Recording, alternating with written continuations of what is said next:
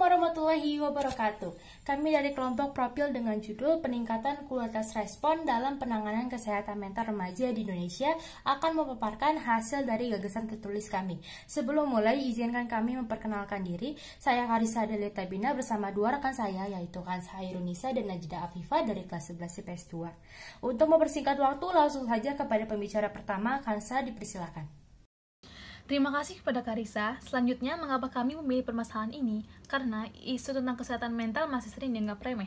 Padahal, dampak yang disebabkan oleh kondisi kesehatan mental yang tidak stabil dapat memberikan efek negatif yang bersifat kontinuitas. Dan penanganan kasus kesehatan mental di Indonesia masih terbilang kurang. Salah satu bukti yang pernah terjadi yaitu ditutupnya saluran siaga pencegahan bunuh diri oleh Kemenkes pada akhir tahun 2014. Kami menyusun gagasan tertulis ini dengan tujuan meningkatkan kualitas respon masyarakat dan pemerintah tentang kesehatan mental remaja dan juga menguraikan konsep penanganan kesehatan mental yang tepat dan efektif. Manfaat dari karya tulis ini adalah bagi penulis sebagai upaya untuk memperluas wawasan mengenai respon penanganan kesehatan mental remaja di Indonesia. Bagi masyarakat sebagai upaya untuk menghilangkan stigma mengenai kesehatan mental remaja di Indonesia.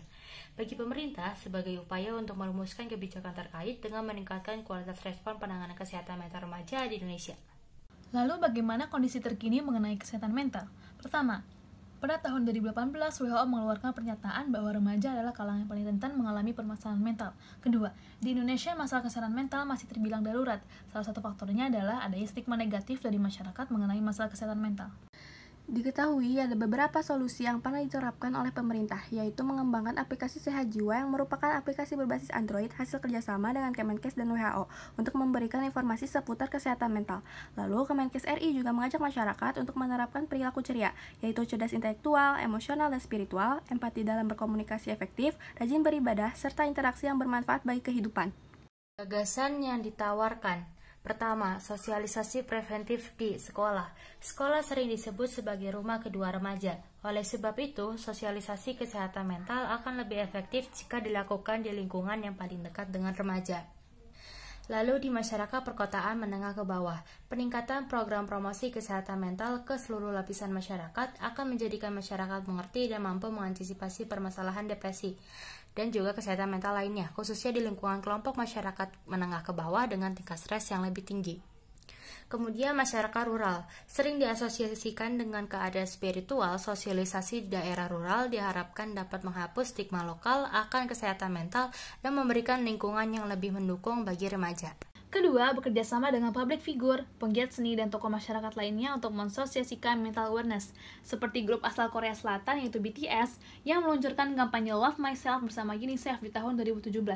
Setelah peluncuran kampanye tersebut, para penggemar mulai membagi cerita pengalaman mereka tentang bagaimana pesan yang BTS bawa dapat membantu dalam melewati kesulitan dan mulai mencintai diri mereka sendiri. Ketiga, menggiatkan promosi Hari Kesehatan Mental. Salah satu bentuk promosi Hari Kesehatan Mental cukup efektif mengambil perhatian masyarakat adalah dengan cara membuat iklan layanan masyarakat dengan konsep yang menarik. Kemudian disebarluaskan melalui media massa seperti televisi dan platform sosial digital. Keempat, pengaktifan ulang saluran darurat. Layanan telepon konsultasi pencegahan bunuh diri diharapkan dapat dihidupkan kembali setelah dinonaktifkan selama 5 tahun. Karena pencegahan bunuh diri adalah hal yang paling penting, khususnya di kalangan remaja yang masih kental akan stigma dari keluarga dan lingkungan. Kelima, bekerja sama dengan organisasi lokal untuk meningkatkan respon dalam penanganan kesehatan mental.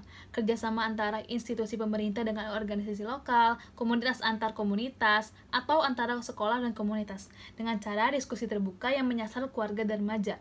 Membahas tentang kesehatan mental atau konseling dan penanganan lainnya bisa dilakukan bersama dengan komunitas lokal yang bergerak di bidang kesehatan mental. Keenam, gerakan sekolah aktif, responsif, dan sigap atau selaras. Gerakan selaras merupakan langkah preventif dalam melindungi remaja dari masalah kesehatan mental.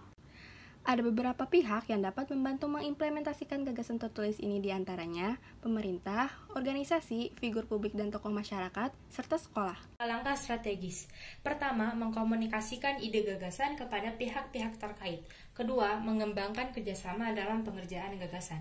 Ketiga, menginisiasi pelaksanaan gagasan yang baik bersama pihak terlibat.